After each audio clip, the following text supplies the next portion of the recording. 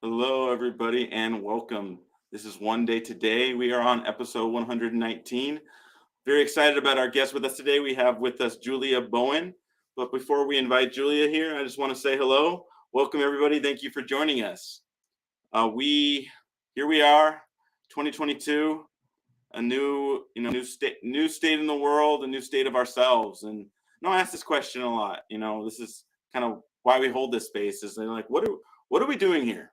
What am I doing here? What are you doing here?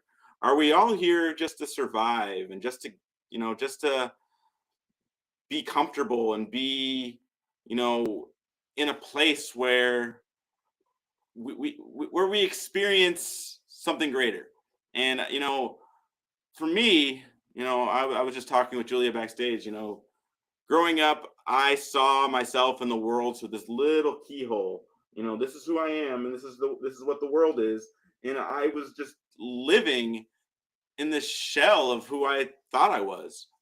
And I didn't realize it at the time, but a lot of that experience of me was limited to all the things that happened to me and what I made it all mean. When I was bullied, after fourth grade, I gained some weight, and when I was picked on, and I was always felt different, and I responded to the world as I don't belong. I don't know what I'm doing here. I don't know what I'm. How do I make? So I tried to compensate. I tried to make people like me. I tried to be. I was a nice guy. I was a people pleaser, and all the things that came with that was just, this version of me that was just trying to survive and trying to just fit in response to my lack and my fear. And what I didn't really know, as I was living life that way, was that wasn't the only option. And I would assert that we all have some part of our lives or some part of our journey where we have that same question. We have that same, uncertainty of what the hell am I doing here? What in this wild, beautiful, chaotic world, like what is my place here? What is this all about?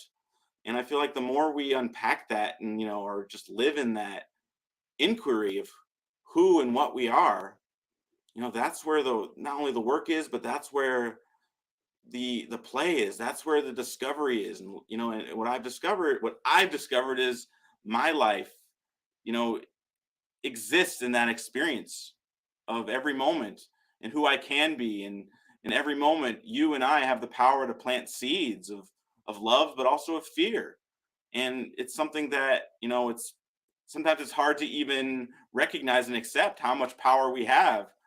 But I spent my life fighting for how much power I thought I didn't have, being a victim of what happened, and of all the stories of not fitting in. And and that's the question I really love that, we love to have this on this stage is, what's possible when we actually recognize who we are and what we're the true power we have when we're standing in our true essence and our true authentic being, and what we're committed to and creating in every moment and every day.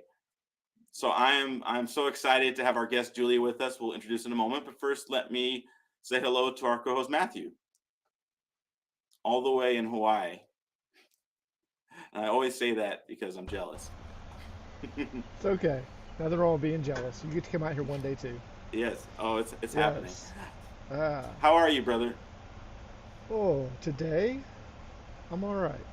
It's been a hectic morning. It's been a fun one, but I'm okay. Had to leave the house because internet died randomly and didn't have time to fix it. Couldn't figure out what was going on in time. So here I am, using my cell phone for internet, and hopefully it holds up. We'll see. We'll find out if I drop out. You know, that's We're that. gonna go with the flow. I don't even know. I don't know if it's just me, but I see just a black screen, but I can hear your voice. But I feel like, well, that's something we kind of take for granted nowadays. Like I'm, 10, 15, 20 years ago, if we were doing mobile broadcasts, we would have thought it would take a lot more equipment. But it's kind of part of being in this internet day and age. Yeah, right. And I can hear you most of the time. Like you cut out just a little bit, so we're all right. Hopefully, I'll be able to hear Julia. I want to hear her story and have that conversation afterwards. But since my connection is kind of weird today, let's just go ahead and get right into it.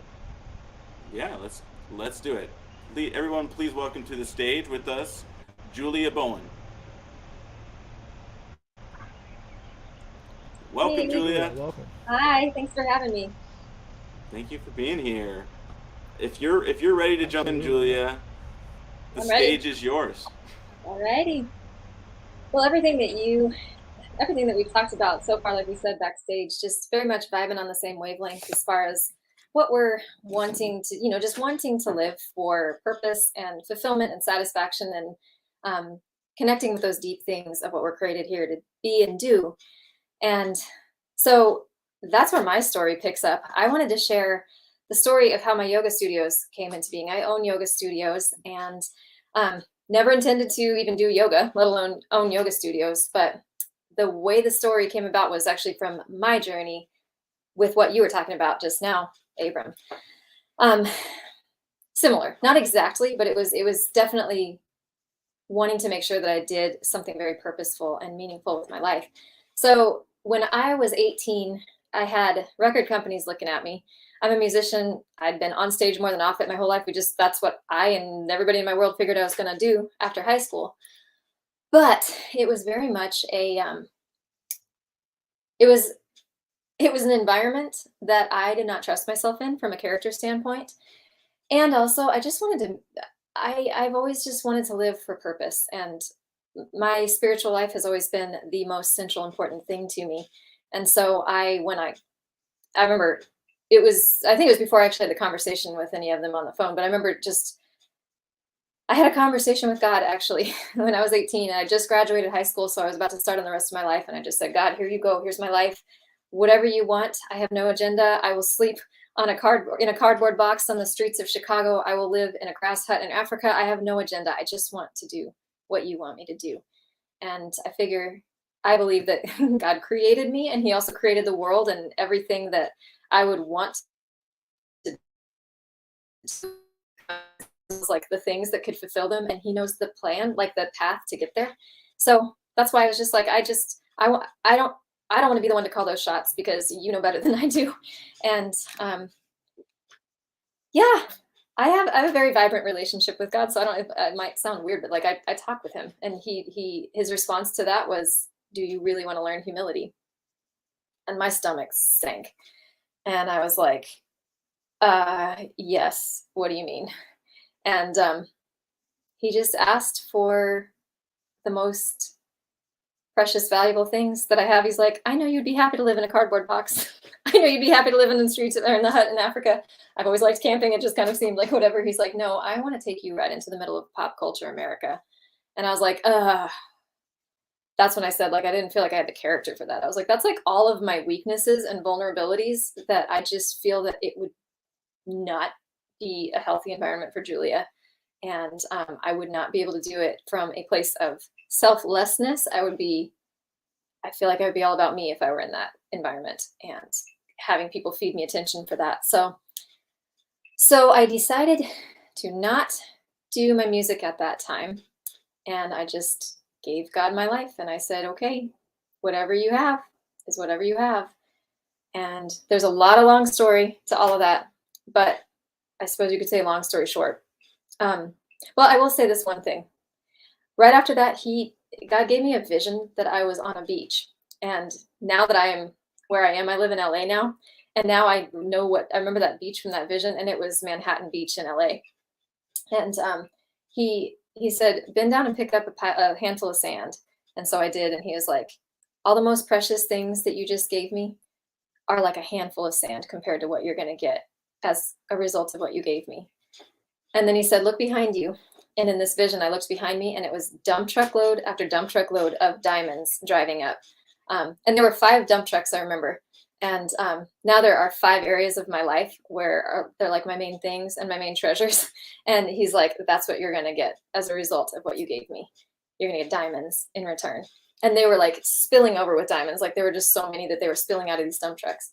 So anyway, that's how I started my adult life, fresh out of high school.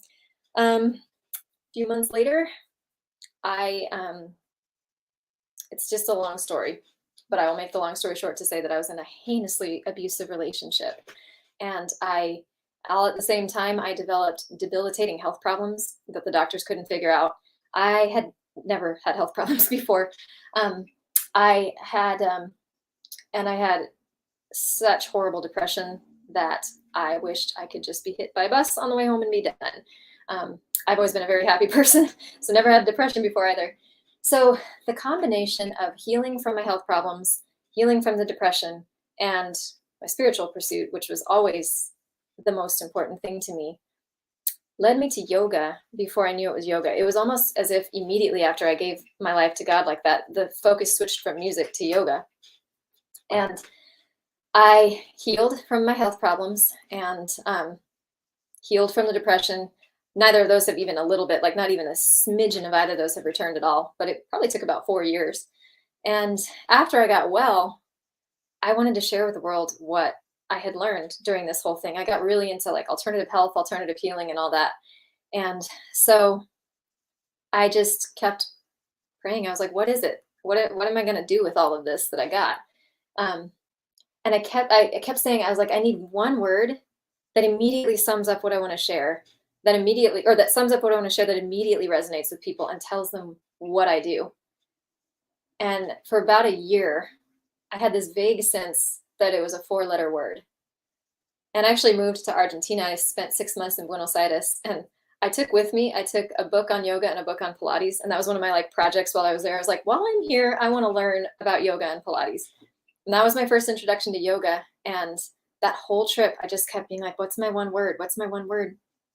And then after I came home, I had just spent 3 winters in a row, because I spent winter in the United States, and then I spent winter in Argentina, which their seasons are opposite from ours. So right when it was getting warm out here, we left in June. So then I went out there for 6 months. And then right when it was getting warm out there, I came back here, and then it was getting cold out here. So I was just chilled to the bone, and I was just tired of being chilled to the bone. And I was like, ugh. And a Groupon for hot yoga,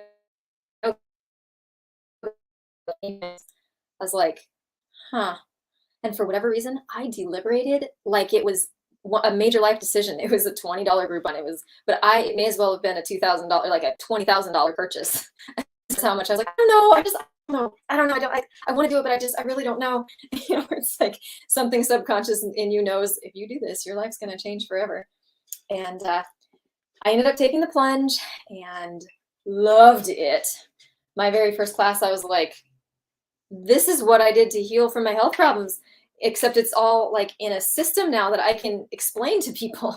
Like, I don't have to be weird anymore, and I can share myself, and I can share with the world. And this is my one word. I was like, this is one word that sums up everything I want to share, that immediately resonates with people. So yoga, it was like, it's 4 letters.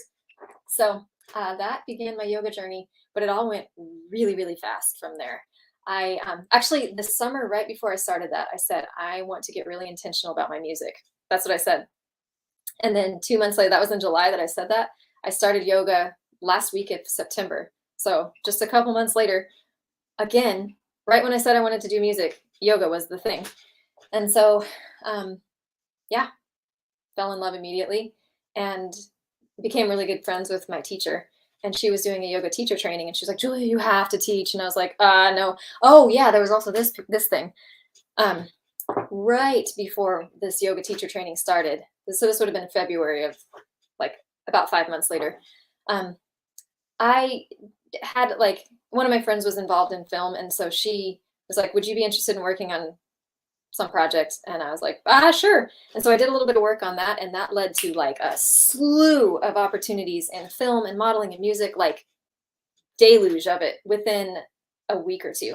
I went to an event where it was just like a casting call. And so there was a producer there, and he was like, you have the look I want, would you be interested? And then like that just led to thing. I didn't even have to audition. I did one audition, and then all the other work came from there. So all of this was happening right before the yoga teacher training. And so then I was just like, I don't know if I want to do yoga teacher training, because I have to, this is other stuff. Entertainment is my passion. But I did the yoga teacher training, and it was a 1-month intensive, and I got out, no intention to teach whatsoever. But I got out, I took a dance class at a studio downtown, and God, the whole time he was like, ask if they want yoga. Ask if they want yoga. And I was like, I don't want to teach. I didn't even know if I wanted to do this at all. And he was like, ask. And I was like, oh my gosh. So I asked, I was like, would you guys be interested in offering yoga here? And they were like, oh, we were just talking about that today. Like this week, we would love to have a yoga teacher. We would love to. So long story short, I rented space from them. I had 8 classes a week, and same thing, it just took off right away. I was able to somehow piggyback onto their Groupon, and it just, so I had a full studio from the very beginning. Quickly became apparent that I needed to get my own space, and God was like, find your own space. And I was like, meanwhile, like I kept getting all these offers from film and, you know, like modeling and the music stuff, like, and I was like, I want to do that. That's where my passion is. And I was like, okay. So all summer I was like, well, I don't know how to find a space. I don't know about business. I don't know any of this. And then I ended up getting a Groupon for, it's a long story. I don't have time to tell, but basically I met someone through Groupon again, through a Groupon that I had bought. And I should do a commercial for Groupon. And he was like, you do yoga? And I was like, yeah. And he's like, would you be interested in doing privates? And I was like, I don't know. Are you creepy? And I was a new yoga teacher. So I was like, I don't know if that's really, like, I don't really know how that works. But anyway, he came for his privates. And then at the second private, right before he came, I put it out there. I was like, I need to get really intentional about my finances.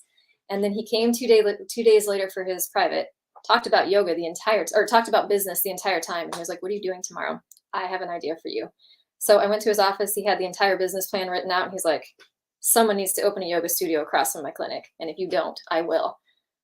And I was like, oh, apparently this is what I'm meant to do in this world, because I keep trying to do this other stuff. And then this keeps being the thing that I'm like supposed to do. So he was like, I'll help you. I'll teach you how to do the things.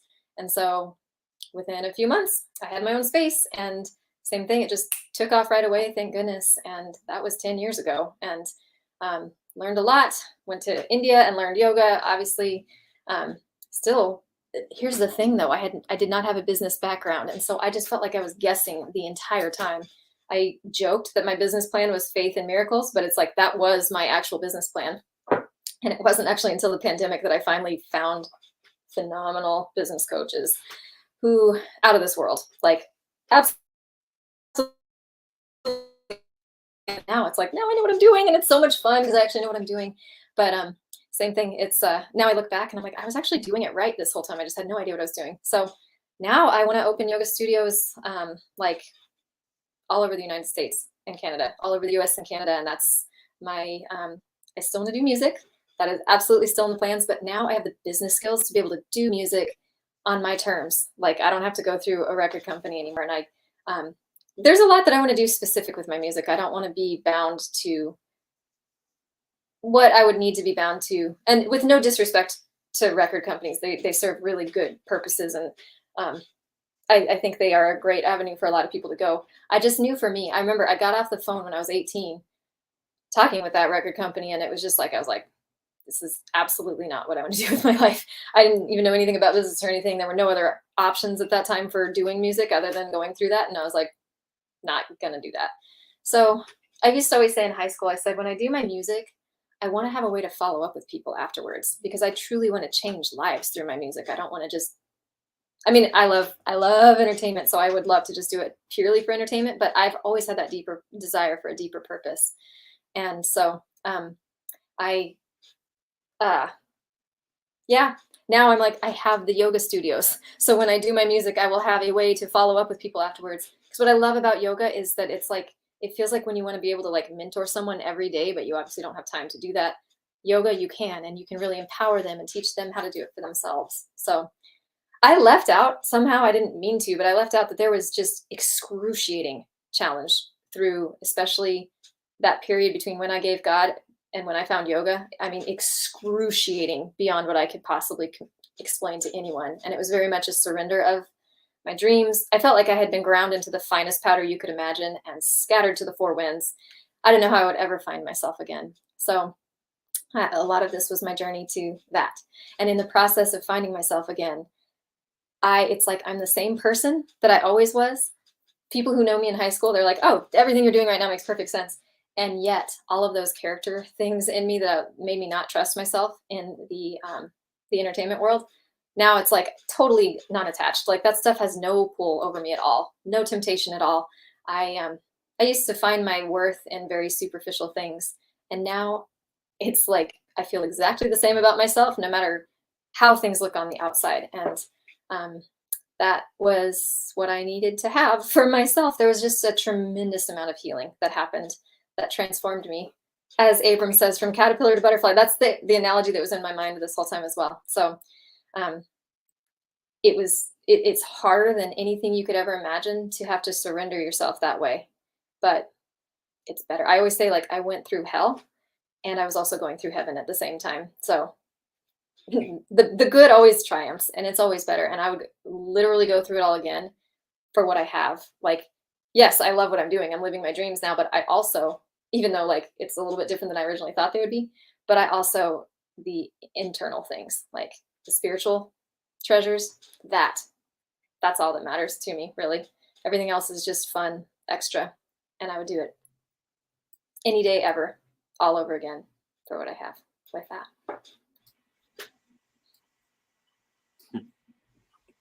Thank you so much, Julia, for sharing. I resonate so much with your story, like on a personal level.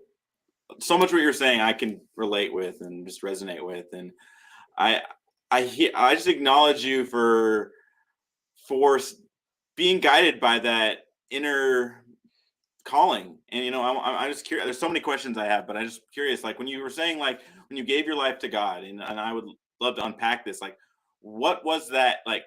I think it takes a lot of humility to know that what we want, and when I say we, like our thoughts about what we want are never as fulfilling as what is something bigger than. And you were obviously, it's like you had the wherewithal to see that you yourself couldn't know what was best for you, so you like kind of you surrendered to that. And like, where did that come from? How did you find that surrender? I am so grateful for that. That's a beautiful question. And by the way, Abram, yeah, we vibe on the same wavelength because, like we said, I feel the same when I hear you talk. I'm like, such a similar wavelength, like similar seeking that we've got in life. To answer your question, I'm just grateful. God has always been my favorite thing in my life. My earliest memories, as early as when I think of like my favorite memories all throughout life, they all had to do with God. And I always just had like, it was just always a place of love and happiness and connection and um, just total fulfillment to where since I was 3 years old or earlier, whatever, like that's just what I've wanted. That's how my life has been oriented always. I've never gone through any stage where I did not want to just align with whatever God had for me. And I feel that yeah, I'm just really grateful for that gift for sure. Yeah. Well, I really hear that because it sounds like, like it's very relevant for me because, I've been a career musician, as I was sharing with Mhm. you. And, you know, on one hand, I found music as a way, like it was it was a gift I discovered, but it was through the world that I found music.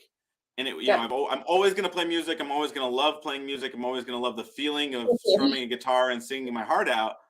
And there was something, but it was always like there was something deeper. Like, why I'm not just playing music to make, just for people to get to be the background music of people getting drunk. And nothing wrong with Yeah. going out and getting drinks and getting drunk and enjoying music. But it was like, like what you were saying about having that personal connection. Like when you play music, Mhm. I could really hear you like value connection and you want to be able to impact people. And I assert that you do that with everything, whether it's, and you found your purpose and your fulfillment in the gift that you have to give others. And I see that, like, when you do play music again, you're going to be coming from that same place. And like, I Mhm. can 100% resonate with that because for me, it was like, I'm playing music, but it was about my survival. It wasn't about something bigger. Mhm. Mhm. For me, same thing with music. It all feels the same.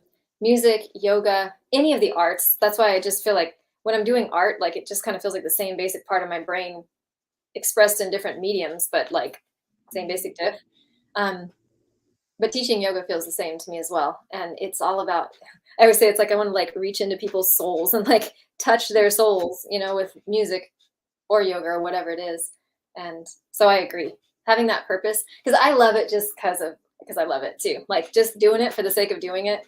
I mean, it's fun talking with fellow musicians because it's like, oh, you get it. Like it's like being in love. How much I love music, playing it, listening to it, performing it, any of it. But yeah, it's so powerful. Like it feels like literally like playing with power when you can use it as literally an instrument to express more meaningful things. Absolutely. I feel like music and art has and also just shared connection of just authentic, vulnerable connection that has a unique power to break people out of their thinking minds and into their Yes. hearts. And I feel Yeah, like that's what I've always appreciated about music is me too. it's invitation. It's an invitation for something bigger, even if it's not conscious. It's fun to be able to make a grown man cry, where you're like, I I would agree. never be able to do this to you with words, but you're crying right Mhm. now. Yeah. I can do it to your Totally. music. Yep. Yeah, completely I agree. really appreciate that. Like your story is awe-inspiring in a way. It Thank really you. is. And you mentioned humility at the very beginning, like Hmm. that word humility. Like you want to learn Hmm. humility, but you didn't really get into actually the process of learning humility. I wonder Oh if my you'd be gosh. willing to talk about that a little bit. Sure. Yes, that's a fabulous question, Matthew. I I was put into circumstances that were vastly beyond my ability to handle, and it humbled me real quick because I used to look at, especially adults, I would look at them and be like, "Why do people think life is so hard? Like it's not that hard." And it's because I'd never been through really hard things, and I think I had been in a certain amount of a bubble with it, and so, yep, getting what I described, and I felt like I had been ground into the finest powder you could imagine and scattered to the form. It was because of that. It was because of that abusive relationship. He destroyed me and he destroyed my life, and I didn't have any skills for handling that. It was exact. It's going to sound crazy. I truly mean this. It was exactly what I needed. As the one who was going through that process, knowing where my mind was at the beginning when I was like, this is why I don't trust myself. I don't know if you've ever had that where it's like you can just feel this, like, I don't want to say a demon, but it almost like a, so you're just like, I need to not feed that thing. That thing needs to not get attention from me. That's how it felt, the pride issue.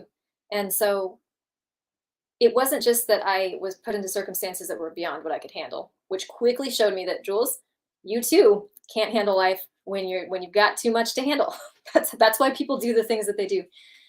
But it was also the identity issue. I would say identity is one of the most core things to this entire journey for me. Even what you talk about, butterfly or caterpillar to butterfly.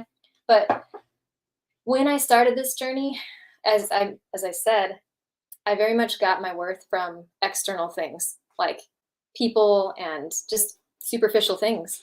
And uh, those the presence or absence of those things in my life determined how I felt about myself.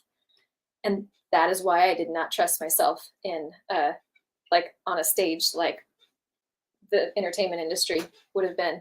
And again, I'm not knocking the industry at all because that's now where I want to go and do that. So I'm not saying it's a bad thing. I'm just saying I didn't trust myself within it. And I live in LA. I'm surrounded by it. I love it. but but I definitely needed to learn. I just needed to learn that it's like, Jules, you have worth, you have value because you were born. Like human life has worth. That is why when there is a shooting, everybody's just like, oh my goodness, someone died. There's not a sense of like, no, hold on. How much money did she make? What did she look like? What were her friends? What kind of car did she drive? Because that'll help us understand how sad we should be. It's like there's no, like, we inherently know, like there's nothing in us that says that we should make distinctions like that when it comes to the value of a human life. And coming to a very deep realization of that, I took phenomenal classes at my church to recover from all of that abuse. The pastors at my church had all been through crazy hardcore things too, crazy hardcore. So they knew how to heal from like really heavy stuff. I don't even want to go into what all the abuse was. Let's just say on a scale of 1 to 10, 1 being like heinous out of your mind to 10 being like amazing, it was a 1. So I was just like, I meet other people who are like, yeah, I watched my mom murder my dad or whatever, or my dad murdered my mom. And they're like, we finally connect. Like I found someone who's been through something as intense as I. That's what they say when they hear my story, even though I did not. My dad did not murder my mom. But So through those classes, one of the exercises they had us do was a guided meditation where they had us like watch ourselves being born and like catch ourselves being born. And then it was like, okay, now hold baby you. And what would you tell to baby you? And I don't know why, but that like just utterly like changed.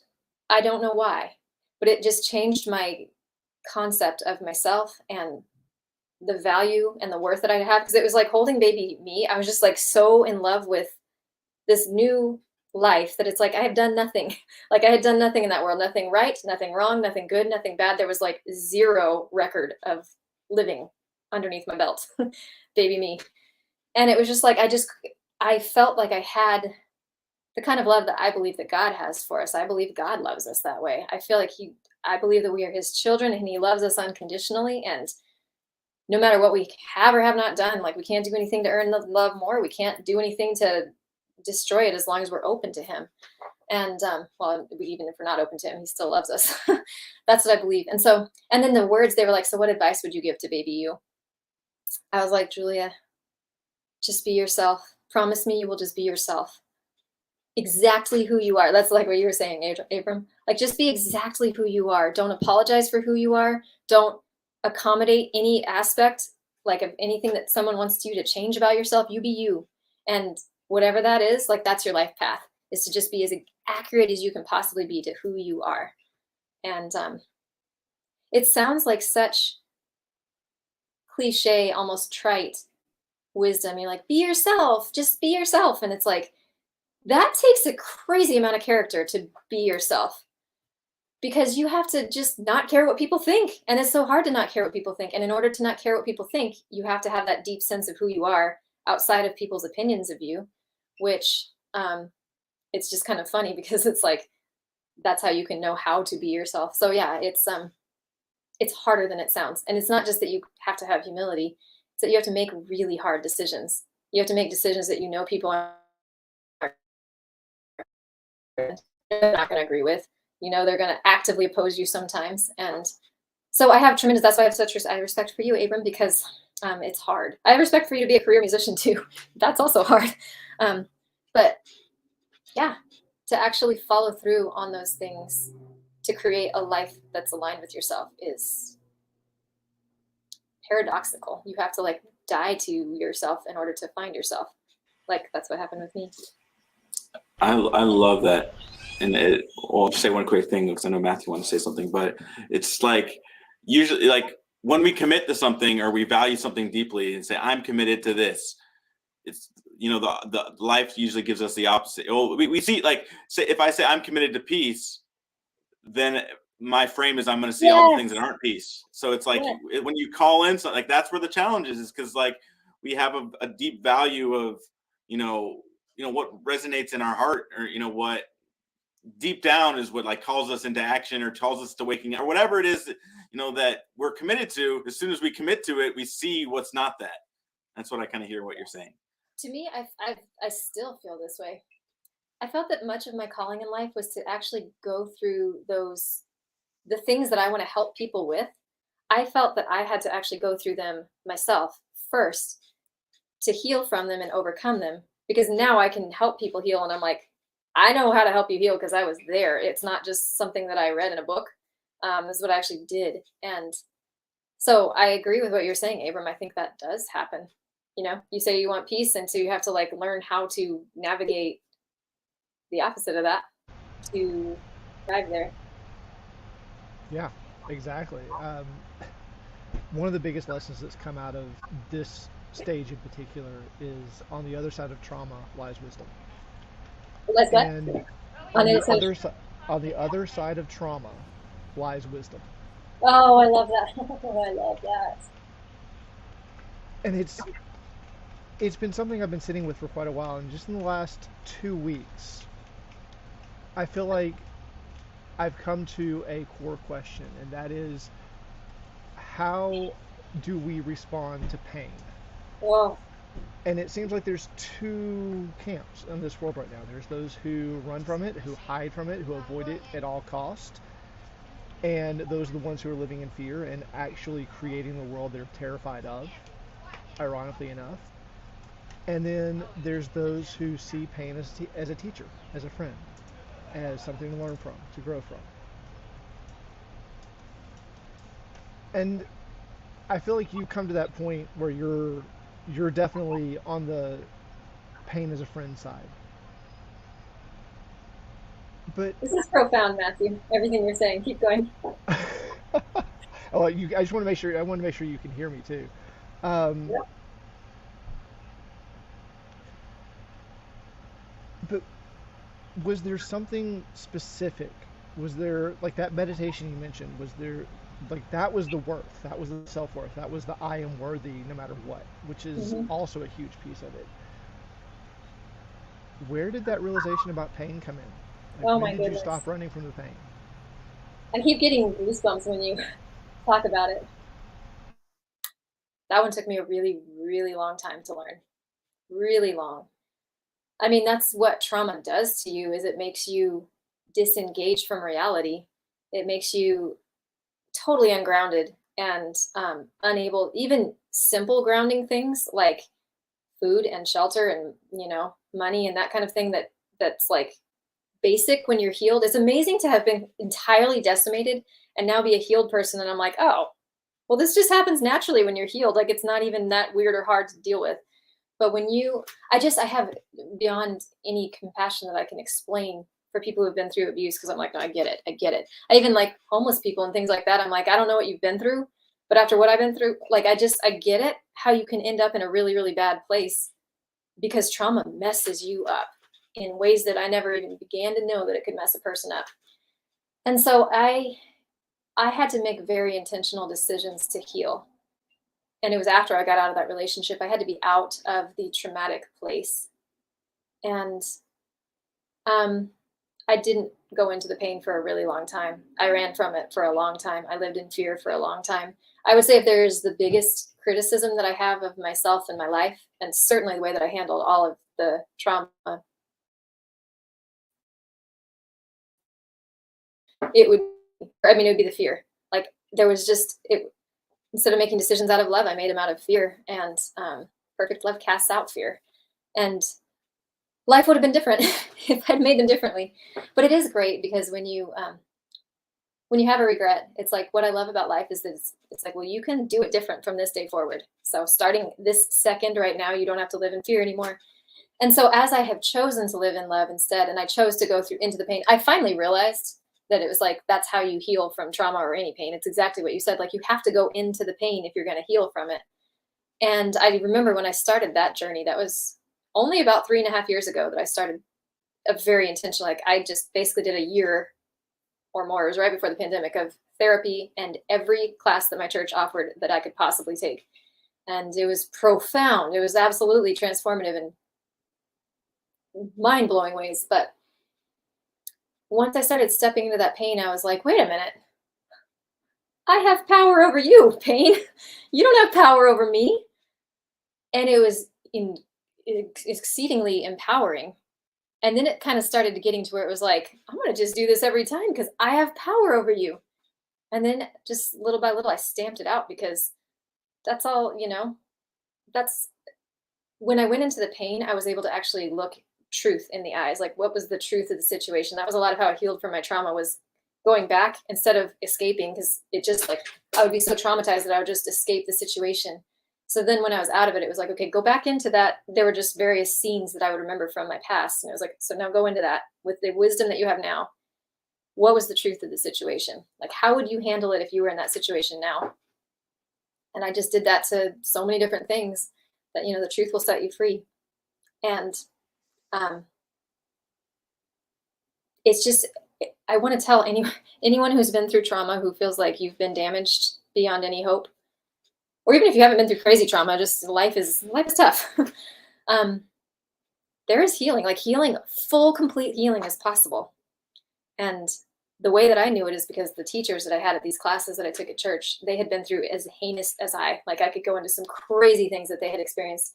And they were like the most healed, whole, at peace people I had ever met in my life. And I was like, functional, everything you could ever want. And so the most of them were older women, like in their 70s or 80s. But It just showed me that it was possible. And what that's you just have to believe it's possible. Like once you get that seed in your mind that it's possible, you just keep following that, and then and I will tell you, it takes crazy amounts of patience and so much intentional inner work. It is worth every ounce of everything.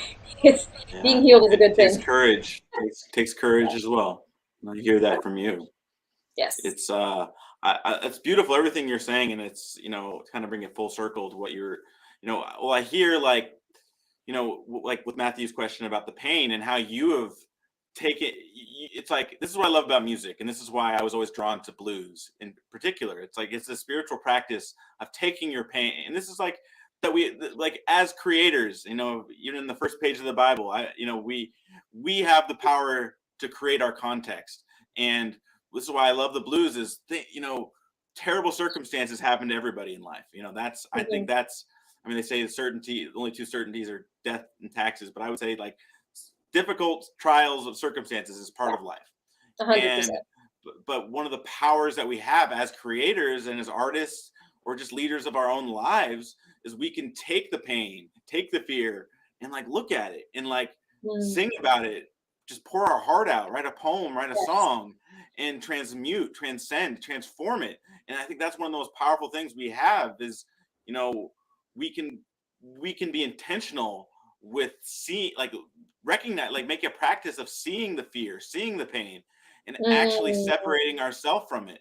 And like some of the so worst things good. that happened to me, I wrote, songs that I've released, but some songs I never repeated, just played for myself, and it gave me an immediate detachment of my pain, and to Yes. recognize and see I can see the pain, but I didn't have to be the pain. And I think Oh, that's that's so what good. you're I'm gonna write that describing. down. Yeah, that's so good. It's Oh, I feel like that's and that's something that we don't always see that we have power over in the moment. And like something you were saying earlier that reminded me of like, I feel like we find our purpose in and our fulfillment in what we have to give others, and what we've overcome in our lives, and the mm, less and the wisdom we discovered, and the other side of our trauma. That's the gifts. Those are some of the gifts we have to offer people who are at the edge of their, looking over the valley, looking down, and say like, and they feel like they're free falling. And it's like, when we overcome those pains and those traumas and the fear, that's the gift we can give others. And that's what I really see and hear you doing with your yoga, and what you're just in the heart of an artist that you are. Like I hear that's what you do in every breath you take. You mhm. take you take what the external world gives you, and you plant seeds of love, and you plant seeds Mm. of just beauty, and it's just inspiring. I love it. um so Same I to you, and same to you, Abram. I'm like both you and Matthew. I'm like so many things you've said I wanted to write down. I'm glad this is being recorded so I can come watch it again. Yeah. yeah. There's something I'd like to add to that really quick. It's the next layer up to me has been acceptance. Like it's Yep. not just about embracing the pain and seeing it for what it is. It's also embracing what this world is and accepting it Yes. for what it is. And I love that. like to me, life on this planet is by definition traumatic. That's well said. I agree. Like it just is. And um, it's only through accepting that I have kind of come full circle. Until I accepted it, like it was just this. Okay, I'm angry. Why am I angry? Because something's hurting. Why is something hurting? Because I believe this, and this belief has been leading me wrong for so long, and I've like put myself in this hole. And it's just that circle over and over and over and over and over again. But once I saw like the bigger picture of you know, this world is never going to be what I want it to be.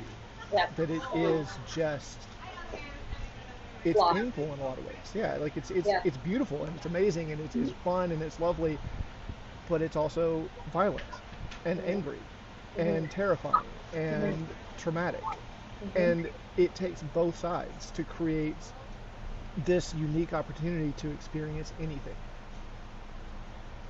Yep.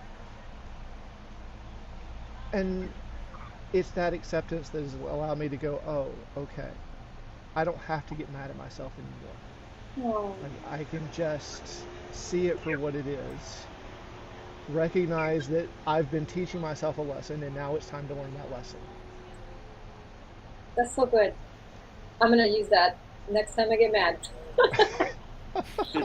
That's really good. Mm. So Julia, I wasn't sure if you'd like to, but I want to give you an opportunity because I know you had mentioned a meditation. Would you would you like to lead a meditation with us right now? And no pressure if not, if you're not prepared for one. I didn't think of one in particular, but if you give me something that you'd like, I'd be happy to do. And if you give me a topic, unless you want to just keep Matthew, do you talking, have I'm good with anything come to that. heart? Well, either way, why I wanted to give you an opportunity to. Thanks. There was something else you brought up earlier that like feels like it'd be lovely. Identity, like discovering what you really are. Yes, that is filling me with such happiness when you said that because of where I am right now. I feel like, there's the death and then there's the resurrection, and I feel like I'm in that resurrecting place. So it's an ecstatically happy time for me right now. Because also when you've not had something for a long time and then you get it back, it's like when you've never had health problems, you're happy for your health, but you don't realize how happy you are to be healthy until you have them and then you're healthy on the other side. That's how I feel with that, what you just said, Matthew. You were talking about being who you really are. Yeah? Is that what you said? I Yes. feel like I'm. What were you saying? Oh, just yes, yes. Okay. I feel like I'm actively, like, as we speak, that's like the work that I'm doing right now is stepping into that fully. A lot of what it took me a long time to realize was that choose the exact thing that you want, Julia. Like, what is the thing that you want the most? Not what's like something where you're like, that's good too. I'm good with that. That's fine. It's like, no, what do you like? I was actually thinking this with you being in Hawaii. I'm like, why don't you choose Hawaii, Julia? I don't want to move there, but I mean, like, you can decide what you want in your life. And then, like you were saying, Abram, we are creators of our own. And so you can, where I am right now is I think just getting, maybe boldness is the word. I don't know if that's the word, but something to just continue to choose the things that I want the most, that are the most me. I keep thinking of it as if, like, when you go to a clothing store and sometimes you find clothes where you're like, I love this outfit so much. It's just so me. I'm talking to men. I don't know if this is how it feels to be a woman. Um, and then there are other times where you're like, I mean, it's fine. I could wear that. That's fine. But you don't put it on and just be like, oh, I love this outfit so much. And so I'm being intentional to make the I love this outfit so much choices in life, and everything from people to places to activities and all of that. And so the becoming who I really am, it's more, I literally had a flashback yesterday of early childhood, like pre-K. And I felt like I had reconnected with that version of Julia. And I have recently been feeling, I actually feel most of the time like how I felt when I was 19, right before I went through all that trauma. So, like, pre-traumatized Julia. So I'm still me, like that same person who's been there this whole time, still her. But now it's more of a matter of realizing you can be that person. You are empowered to make those decisions, and not like empowerment was the by far the biggest word that came from me out of that year of therapy that I did, of just whether it was walking into pain and realizing you're empowered over the pain, or whether it was stepping into who you really are. There's no reason that you can't. For the longest time, I just kept telling myself, you're allowed, Julia. You're allowed to do what you actually want to do with your life. And so now I see life and I see my, like, how I present myself in this world, similar to how I approach writing a story or writing a song, where, well, or thinking like if I were writing a movie script, it's like, well, what would you want this movie to be? Like, you can choose, you can make your life be that thing, even just fun stuff, like even going to Hawaii, or what kinds of, like what kinds of settings do you want to be in? What kinds of activities do you want to do? What vibe do you want to give? And I like to think of myself as a character in that movie. Like, who do you want to be? And you can, like, it's funny because I say get in character, and I always smile to myself because I'm like, I mean that in more than one way, because I also mean, like, it's what I said, it takes so much character to actually be the full version of yourself. But I finally have accepted that challenge. I ran from that challenge, and that had nothing to do with the abuse. That had to do with the fact that it's hard. And I just didn't want to accept the challenge. Mhm. That was like this really awkward place that I kept hovering, is it's like, well, I don't want to accept the challenge, but I don't want to like settle in life. So I'm just going to like stay in this. I felt like an airplane that's just circling. And so I finally have landed the plane, and I'm like, whoa, this is awesome. I want to do this. So yeah. Great. That's awesome. One of the things you said, we'll kind of connect the dots with the one thing you said earlier, and what Matthew was saying as well. You know, like where you like had this discovery of who you are, and you like had the courage to be that Julia, and like how you were like sharing it. It's like you said something to the effect of like, oh, I don't have to be weird anymore, and it was like, but it was like you accept like. I've had the same thing where I felt weird, and even when I started one day in this whole movement, I felt like the crazy new holiday person and weird. And you know, that's my dance. Is I run to being I'm the weird guy, and it's like wait, I am weird, and it's like I can own it, and there's nothing Yeah. wrong with who I am. But it's like the acceptance of that, like what Matthew is saying. It's like it is the acceptance Yes. of who we are, and having the courage to be that person. You know, especially when the circumstances say this would be a lot easier if you just didn't share, if you didn't speak up, Yeah. or if you didn't, you know, it's like I said this before. It's like courage is the most important when we're afraid. You know, Oh, I you love know, that. love is most important when we're afraid or when there's hatred. You know, and it's like Mhm. those things are easy when we're going downhill on our bike and we're just like, yeah, this is but it's like when we are challenged with like the opposite of those things is when it counts.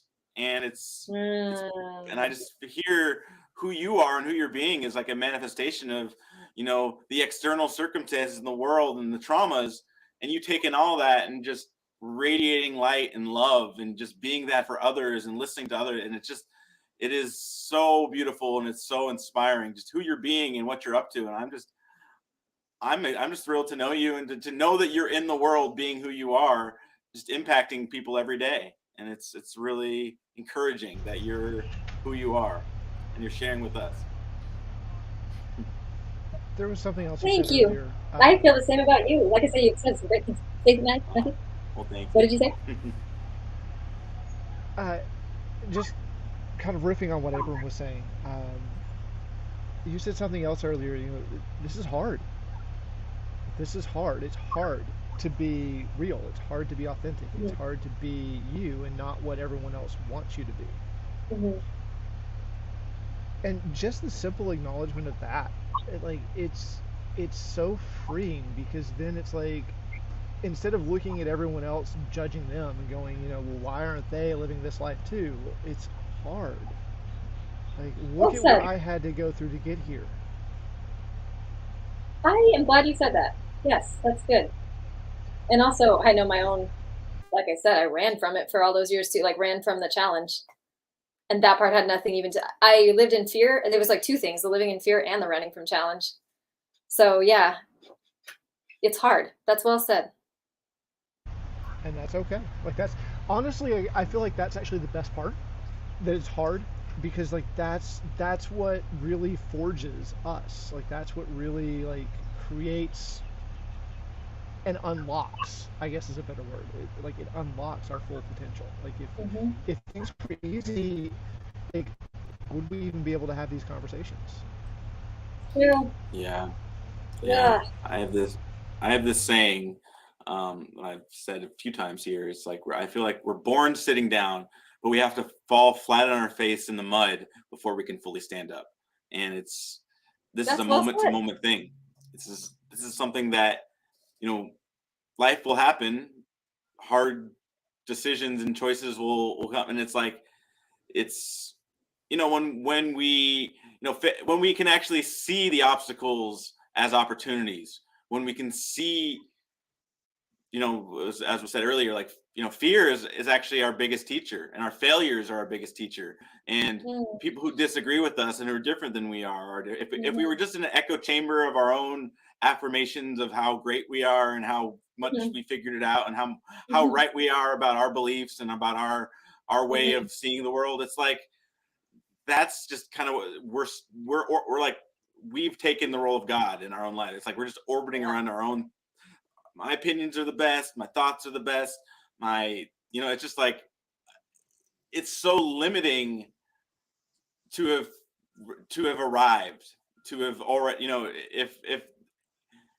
if we live our lives trying to be the best, I feel like we're missing, the beauty in the nuance, in the in between of who we are, and the divine expression of the universe in us, and how interconnected we all are with our place here and what gifts we have to share. It's just like just night and day to what we all are capable of and what we can create for one another.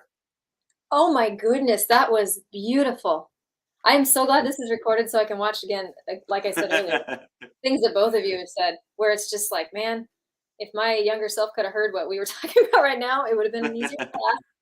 But I guess that's c'est la vie. Like that's Well, how welcome to life. But still, that's what this is about. Well, that's what it's about is, we recognize, and that's why this space has been so powerful for us as well as our guests. It's and our viewers is, you know, what we discover on the other side, as Matthew said, on the other side of our trauma, the wisdom we discover, Mhm. that's the gift we have to share for people dealing with what we were dealing with before the trauma or as the trauma was settling in. And it's like, this is, our rising up can be the bridge over somebody else's valley. And that's the gift that we have. Mm. That's the most fulfilling thing that we can, I feel like, give and receive, is to give that gift to somebody else who's afraid and alone and, you Mhm. know, not Yes. settled into who they are. And it's like, Oh my goodness, yes. that's the gift that we always, and we have a choice. And even when the world's like just knocking us down and, we get fired or, we just, every circumstance in the world can happen. But it's like, this is an opportunity for us to stand and be, you know, who we truly are rather than what the world says. Wow, that's so good. That just fired me up all at a new level to go do my stuff. Well, I am like, well, go ahead, Matthew. I was going to say, Uh, no, go ahead. Go ahead. You're good. well, I was just going to say, I want to have you back on here, Julia, because you're such like, I'd love to. That'd be fun. your story, it's so inspiring, and and just what you've created for yourself, and the humility in your journey of how you've discovered opening this yoga studio, but you're still at your core just committed to others and to giving the gift you are to others. And I'm just so inspired by who you're being in the world, and it's just such an honor and a privilege to have you with us today and sharing with us. Thank you, Abram. Yes. It means a lot. It's an honor to And be here. there's still lots of questions. Awesome. There are definitely more questions, and we're going to definitely want to have you back to share some more about, just the beautiful wisdom that you've already shared with us. Do you want to just, yeah, it's been such a privilege to have you here, though, Julia, and I'm really just grateful for you to be with us. Thank you. It's been a huge blessing. Like I say, gosh, you get even one of those gems that could change your life of what any of the three of us have said. So I'm gonna put a bunch of this. I'm gonna put this stuff into action. It's so much fun when you meet people who can like reinforce right where you're at, like what your challenge level thing is. Like they're like, here, that'll reinforce that. So Yeah, absolutely. That's what I try to Yeah, like. this will This is just kind of push you over just a little bit. yeah, Just a exactly. little nudge, you know. Yeah, right. exactly. Well, I always like to call it, this is like kind of an embassy. We're kind of an embassy for humanity in a lighthouse for butterflies. That's what I try Oh, to. wonderful feel like. That's beautiful. I love it. Oh, I love Yeah. it. Well, thank you for coming to our lighthouse and for sharing with us. And we're definitely going to have you back. I've really enjoyed this conversation. I found it just so powerful. Your story, and, just again, what you're up to and who you're being, and, and the beautiful practice that, and the gifts that you're giving others with yoga studio. I'm excited for them. I'm excited for all the people that do yoga with you, because I know they're getting the fullest you, and they're getting just the gifts that you've received in your life, and you're just continue to give, and it's just inspiring.